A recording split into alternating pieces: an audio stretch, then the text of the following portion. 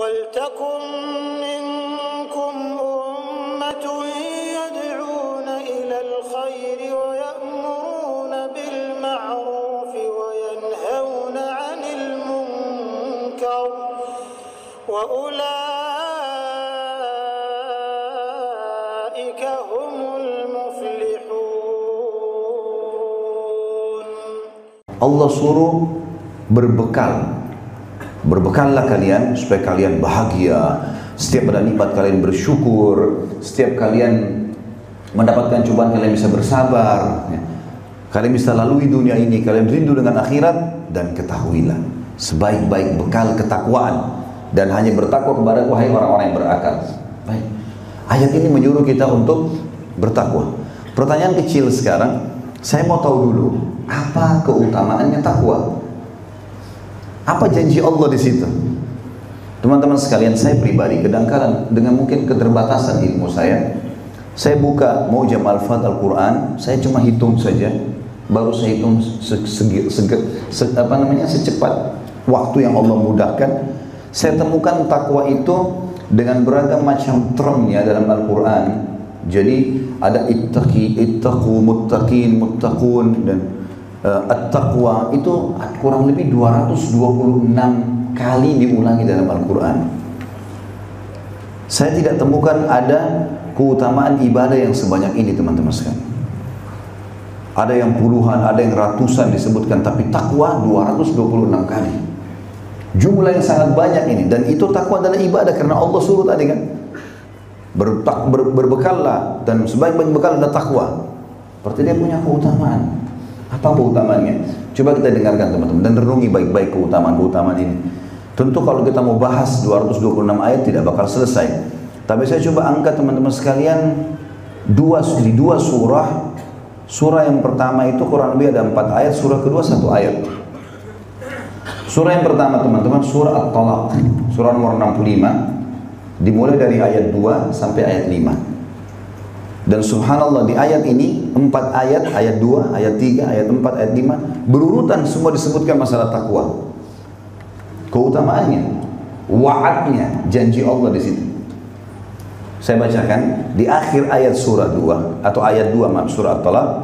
A'udzubillahi minasyaitonir rajim wa may yattaqillaha yaj'al lahu makhraja. Ini janji Allah yang pertama di surah At-Talaq. Siapa yang bertakwa kepada Allah, Allah akan berikan kepadanya makhraja. Baik, kita coba masuk dulu ke dalam bahasa Arab. Karena Al-Quran dalam bahasa Arab. Makhraj dalam bahasa Arab, yang Allah bilang, siapa yang bertakwa kepada Allah, Allah akan berikan kepadanya makhraj. Teman-teman kalau umroh atau haji, kalau kita lihat tangga darurat, ada tulisan, biasa bahasa Inggrisnya exit. Bahasa Arabnya itu ditulis makhraj, mim kha ra jim. Kenapa dikatakan makhraj, teman-teman? Dan kadang-kadang dikasih di sebelahnya tanda orang jalan kayak ada api di bawahnya kalau terjadi kebakaran. Karena tangga itu dianggap tangga penyelamat. Darurat, kepepet supaya nggak kena kebakaran, lari lewat situ. Maka diistilahkan dengan makhraj. Contoh yang lain, orang-orang Arab juga teman-teman membahasakan tentang lubang biawak. Biawak padang pasir itu kalau kita orang tidak tahu, maka dia tidak tahu kalau itu sarang biawak. Kita kalau lihat padang pasir, lubangnya seperti cuma lubang semut. Jadi biawak caranya dia menggali lubang sampai cukup ukuran badannya masuk, kemudian dia keluar lagi, lalu dia masuk dari ekornya, lalu kemudian ditutup lubang itu sama dia. Tinggal kecil, hanya untuk udara dia bernafas seperti ukuran semut. Antum nggak tahu itu tempat, kecuali orang yang sudah mahir. Dia kalau pagi hari mau keluar, dia seruduk lubang itu keluar, kemudian dia bisa keluar dan bernafas. Lubang biawak yang baru digali, orang Arab mengatakan makhraj. Artinya tadinya sempit, dia bisa bernafas. Contoh yang lebih jauh lagi, orang Arab juga menggambarkan teman-teman sekalian, kalau ada orang lagi jalan di satu tempat, badannya sempit, nggak bisa bergerak, misalnya di gang kecil, gerak pun nggak bisa. Kemudian tiba-tiba di ujung gang itu dia dapat lapangan luas, dia bisa lari. Transisi dari sempit ke luas ini namanya makhraj. Jelas sampai sini? Senyap, nggak ada suara. Alhamdulillah. Jangan senyap-senyap, saya nggak tahu hadir atau enggak. Allah janjikan wa may yattaqillaha yaj'al lahu makhraja. Siapa yang bertakwa kepada Allah, Allah akan berikan makhraja. Jadi dari kesempitan kepada kelapangan yang luas. Dari masalah yang berat kepada jalan keluar. Kan begitu. Ayat 3-nya. Pindah di ayat selanjutnya, apa kata Allah? Wa yarzuqhu min haitsu la yahtasib. Sudah dikasih makhraja plus lagi. Allah memberikan rezeki dari tempat yang ia tidak sangka-sangka. Juga sedikit saya gambarkan sini teman-teman. Rezeki itu jangan selalu dikaitkan hanya dengan duit saja. Rezeki itu definisi sederhananya semua yang dibutuhkan oleh makhluk untuk roda kehidupan di muka bumi ini. Manusia, jin, tumbuh-tumbuhan, hewan, semua kebutuhan mereka, dari oksigen yang dihirup oleh hidung, cahaya yang ditangkap oleh mata. Kita sekarang bisa saling melihat kan, ada cahaya matahari, ada cahaya lampu. Kalau ruangan gelap, mata kita nggak nangkap cahaya, kita nggak bisa mantulin sesuatu, nggak bisa ngelihat. Itu rezeki, telinga kita bisa menangkap, mendengar, rezeki. Ya, kita makan makanan masih bisa merasakan di ujung lidah kita nikmatnya. Oh ini asin, ini pedas, ini manis. Kita menelan, masih bisa menelan, masih dikelola dengan usus. Kita masih bisa, fungsi pencernaan kita masih bagus. Ini jadi nutrisi tubuh, ini jadi kotoran. Terus kita mules, bisa buang air besar, buang air kecil. Keluar semua bakteri-bakteri itu. Yang saripatinya tinggal di badan jadi nutrisi misalnya. Semua itu rezeki teman-teman sekalian. Rezeki yang luar biasa gitu kan. Jadi jangan cuma relevansinya duit. Duit salah satunya, penyebabnya. Tapi bukan duit. Makanya banyak orang kadang-kadang karena dia pikir dia belum punya tabungan besar, oh saya nggak punya rezeki. Ya. Dia bisa bernafas, dia bisa melihat, dia bisa mendengar, dia bisa melangkah. Tinggal bergerak cari. Kalau mau duit, nggak susah, gitu kan? Jadi harus difahami. Makanya Allah bilang wa yarzuqhu min haitsu la yahtasib. Bukan berarti Allah kasih duit dia dari tempat tidak disangka-sangka. Karena ada orang fahamnya begitu. Oh kalau saya bertakwa nanti tiba-tiba saya akan dapat duit, mungkin ada orang kasih, atau mungkin saya bukan ahli waris tapi saya dikasih, menghayal. Enggak. Tapi semua yang kita butuhkan untuk roda kehidupan namanya rezeki. Ini janji yang kedua. Janji yang ketiga, pindah ayat ke-4-nya.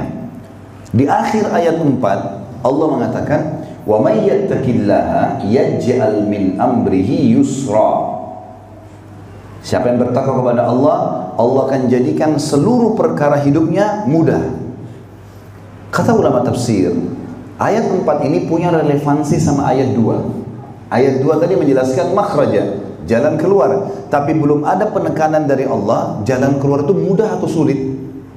Misal, orang untuk sembuh operasi dulu, ada jalan keluar. Orang mau usaha utang dulu, ada jalan keluar. Tapi kan masih ada hambatannya. Cuma teman-teman di ayat 4 ini luar biasa. Allah mengatakan, "Wa may yattaqillaha yaj'al min amrihi yusra." Siapa yang bertakwa kepada Allah, Allah jadikan seluruh perkaranya mudah. Kata ulama, maksudnya makhrajanya mudah. Tanpa utang bisa berusaha, tanpa operasi bisa sembuh. Penekanan itu. Ayat 5, dan ini janji Allah yang keempat, "Wa may yattaqillaha." Akhir ayat 5, "Yukaffir anhu sayyi'atihi wa yu'zim lahu ajra." Siapa yang bertakwa kepada Allah, Allah akan bersihkan semua kesalahannya, dimaafkan, dan Allah akan lipat gandakan pahala balasannya. Jadi 4 ayat berturut-turut menjanjikan keutamaan takwa. Tentu teman-teman sekalian banyak sekali ya ayat-ayat Al-Quran, banyak ayat ada ittaqullaha wa yu'allimukumullah, ya, bertakwa kepada Allah, Allah akan ajarkan kepada kalian. Tapi yang kita ingin ditiberatkan langsung ke surah Al-Imran, surah nomor 3 ayat 133, yang menjelaskan tentang janji yang paling diimpikan dan diharapkan oleh orang beriman adalah surga. Apa yang Allah sebutkan tentang masalah surga dalam ayat ini? A'udzu billahi minasyaitonir rajim, wasari'u ila maghfiratin min rabbikum wa jannatin arduha as-samawati wal ard. Apa akhir ayatnya? Uiddat lil muttaqin. Perhatikan masalah surga, puncaknya. Bergegaslah kalian, berlumba-lumbalah kalian, bersainglah kalian kepada pengampunan Tuhan kalian. Jangan tunda. Teman kita belum taubat, kita nggak usah peduli, kita harus taubat, berlomba cepat, nggak ada waktu. Dan kejarlah surga yang luasnya seluas langit dan bumi, hanya dijanjikan untuk orang-orang yang bertakwa. Jadi utama, luar biasa keutamaannya. Dan sekian banyak teman-teman, sekian keutamaan takwa. Baik, kita sekarang coba lebih kerucutkan bahasan. Al-Baqarah tadi, saya tidak salah, ayat 97 atau 197 dari itu ya.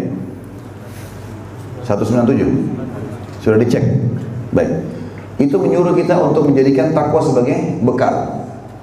At-Talaq tadi ayat 2 sampai 5 sama Al-Imran ayat 133 menyebutkan tentang keutamaan takwa.